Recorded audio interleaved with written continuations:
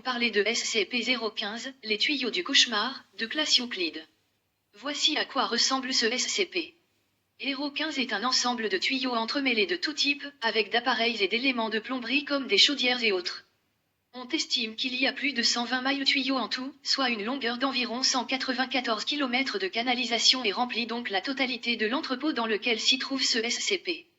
Mais aucune de ces canalisations pouvant varier de 2,5 cm à 1 mètre sont dans des matériaux ordinaires pour des tuyaux comme le cuivre, le plomb et le plastique PVC.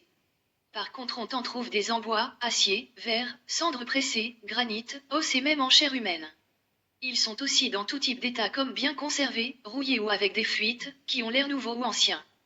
Le plus surprenant est que ce réseau que ça semble croître quand on ne les observe pas.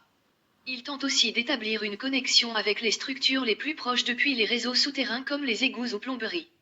Après l'avoir fixé à 11 autres structures dans la zone, on a réussi à ramener SCP-015 dans sa structure. Mais 015 semble surtout réagir face à la présence d'outils et aux agressions telles que des tentatives pour endommager ou réparer la structure. Comme un système de défense, les tuyaux se trouvant autour du sujet vont éclater pour le pulvériser du contenu des canalisations durant plusieurs secondes avant de s'arrêter d'un coup. On peut y trouver de l'eau de mer, du miel, du mercure, de l'huile, du fer fondu, du verre dépoli, des entailles et même des rats et une espèce d'insecte que on n'a pas identifié.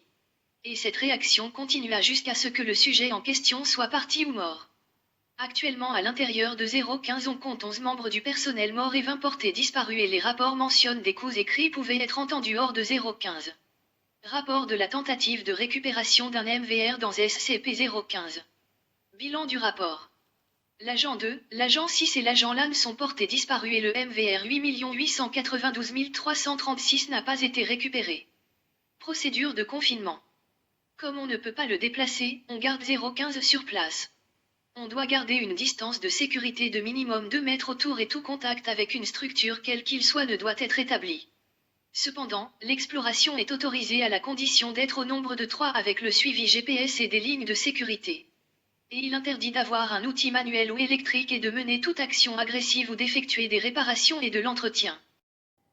Pour ceux qui veulent lire d'archives de ce SCP sans avoir à aller sur le site internet de la Fondation SCP, je vous invite à stopper la vidéo pour pouvoir lire tranquillement. Bonne lecture.